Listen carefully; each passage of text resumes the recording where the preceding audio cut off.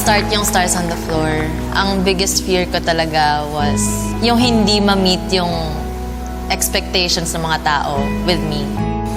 Ano ba yan? In a way, parang embarrassed ako na tinanggap ko na makasali dito. I really doubted myself. Gonna make a fool out of myself lang dito. What if hindi naman ako makadeliver? Na-prove ko sa sarili ko na kahit kaya ko, ang dami ko pa rin pala talagang hindi natututunan pa. Parang mas natuwa pa ako lalo sa sarili ko kasi kaya ko pala gawin tong mga to na never ko pa siya na-try talaga before. Seeing myself do all of these things, parang nakaka-proud talaga. I'm most proud of bringing back yung discipline na meron ako before. I met new friends. Magkaroon kami ng pamilya. Mahilig ako mag-kim-kim ng emotions eh. I would just keep it to myself, tapos sasabog na lang. Being part of Soko has taught me to, really express myself.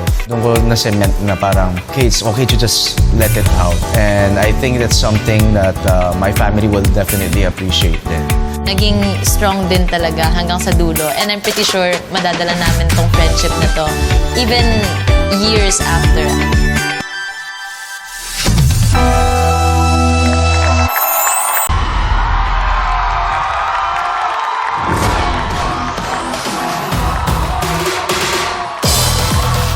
The final performance of Soko, Rocco, and Gaia Sofia.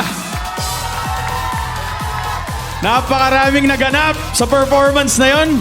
With a special participation, siyempre, ni Coach Angel na nagpasok ng 1 million peso mock check.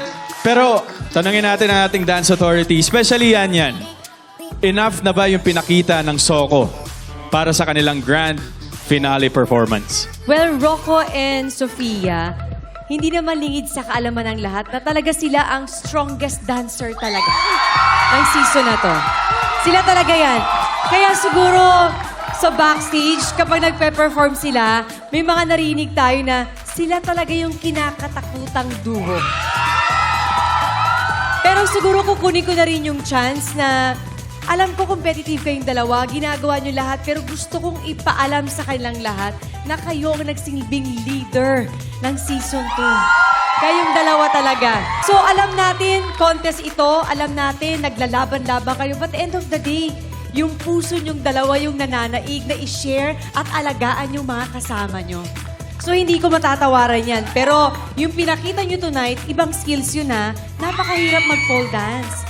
Ang daming nangyari, ang daming yung ginawa. Ang ganda lang na hindi kayo natakot na alam ko last na ito, pero hindi kayo natakot na gumawa ng ibang elemento para ipakita sa amin tonight na kami talaga, eto na kami.